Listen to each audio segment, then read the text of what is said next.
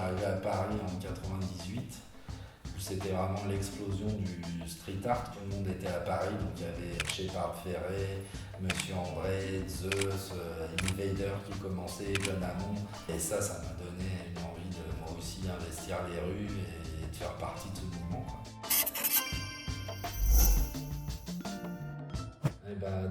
Olivier, enchanté, je suis le refondateur de la galerie Holy Street, qui a ouvert en février 2025 et qui est une galerie spécialisée dans l'art urbain et le street art. Déjà, je suis un passionné de street art depuis des années, c'est un mouvement que je suis depuis les années 2000 quand je suis arrivé à Paris, où j'ai fait une école d'art.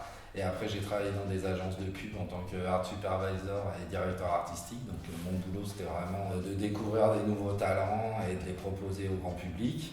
Et puis, j'ai aussi cette partie de ma personnalité qui est artiste sous le nom The Pop Surrealist. Et moi, j'interviens aussi dans la rue avec des collèges de Villemont. Et moi, je voulais avoir une approche holistique du marché de l'art urbain, donc montrer à la fois l'histoire avec le graffiti et les grands noms qu'ont créé ce mouvement, et puis toute son évolution avec les street artistes, les collagistes, les mosaïques, et évidemment Holy Street. Moi je m'appelle Olivier, donc il y avait un petit clin d'œil aussi à mon prénom. Il y a aussi la version plus punk du Holy Shit. Quand j'ai ouvert la galerie, je travaillais déjà avec une quinzaine d'artistes qui sont des gens que j'ai rencontrés tout au long de ma vie d'artiste aussi et ma carrière. J'ai été très très soutenu par Nasty, qui est un très bon ami qui lui m'a ouvert beaucoup de portes et m'a présenté beaucoup de monde. J'ai notamment pu rencontrer Clet, Abraham, ZK, Tempo Noc, plein d'artistes que j'adore. J'ai voulu avoir un panel d'artistes, justement un éventail complet de ce qu'on trouvait dans la rue. Donc avoir le meilleur du graffiti avec Nasty, qui est un graffeur très renommé, avoir des pochoiristes de qualité, avoir des gens qui travaillent dans une approche plus design comme RL. Et puis après, j'ai eu la chance de rencontrer Big Ben, un artiste lyonnais incontournable qui m'a pris sous son aile et qui m'a aussi ouvert les portes du réseau lyonnais. Et là, j'ai pu rencontrer et devenir pote avec Don Matteo, Aquac, Brit, toute la clique lyonnaise qui sont déjà des gros artistes, Brusque évidemment. Donc moi l'idée c'est de montrer un peu l'envers du décor, donc de montrer le travail préparatoire des artistes. Il n'y a aucun artiste qui est un génie. Banksy, quand il va faire une pièce dans la rue, il a tout un travail préparatoire d'atelier sur son dessin, ses pochoirs préparés, voir l'efficacité aussi du temps qu'il va mettre à poser sa pièce.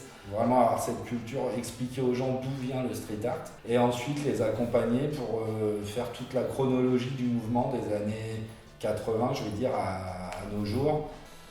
La force première du street art, c'est qu'on communique avec les gens, parce que les œuvres, elles sont dans l'espace public, donc les gens ont une interaction directe avec ces œuvres et les gens s'approprient ces œuvres en fait. Ils ont un rapport très émotionnel avec le travail de Brit par exemple, cette petite fille que les gens suivent, reconnaissent, ou les yeux de Bowie comme on évoquait tout à l'heure, un travail de Big Ben qui est emblématique de Lyon. Je pense que ce courant artistique est pour moi le courant majeur du début du 21e, tant sociologiquement qu'artistiquement que culturellement. Pour moi le côté le plus compliqué pour les street artistes, et même pour les artistes en général, c'est la visibilité, c'est d'avoir un point de rencontre avec des collectionneurs, avec des gens qui ont envie de nous soutenir. C'est aussi un peu pour ça que j'ai créé la galerie, c'est pour avoir un endroit où on peut venir soutenir les artistes en achetant des œuvres, en étant curateur en fait un petit peu, et voilà, être vraiment un trait d'union entre la rue, les ateliers, les artistes, leur public, et soutenir les artistes de leur vivant pour qu'ils continuent à mettre des œuvres dans la rue, quoi. L'année dernière, il y avait quand même l'exposition de Space Invader dans les anciens locaux de Libération à République à Paris, qui est la plus grande expo d'un artiste français jamais réalisée à Paris, sur 4 étages, des plateaux immenses avec des œuvres colossales, une rétrospective de son travail qui était magnifique. Et puis j'ai aussi celle de OB quand même, Musée Guimet, qui était une superbe rétrospective de print dans un endroit dingue, qui mériterait d'ailleurs en face un vrai musée. Est-ce que tu nous ferais faire un petit tour de ta galerie pour nous en dire un peu plus sur cette expo ? Avec grand plaisir. Suivez-moi. C'est une expo qui s'appelle Jeux de dames qu'on a réalisé en miroir aussi aux Journées du patrimoine qui se déroulaient ce week-end, le 20 et 21 septembre. Nous, on a voulu faire une expo sur le matrimoine. Donc 6 artistes femmes, avec une sélection et des travaux assez diverses et variés, et qui quand même réussissent à vivre tout ensemble avec une belle harmonie. Le premier boulot, c'est le travail d'Adventis, qui est une jeune artiste lyonnaise hyper talentueuse qui fait des magnifiques portraits. Elle travaille avec beaucoup de tissus qu'elle vient repeindre avec de l'acrylique, donc c'est vraiment plein de matière, des portraits hyper vivants qui vibrent. Avec des petits clins d'œil ici au clair-obscur de la peinture flamande, vraiment du portrait classique mais réalisé sur un support très moderne. Ici vous avez le travail d'Oja, qui est une artiste parisienne qui est spécialisée dans la céramique, qui reprend ce thème de l'Azuleros portugais. Là c'est que des hommages aux femmes.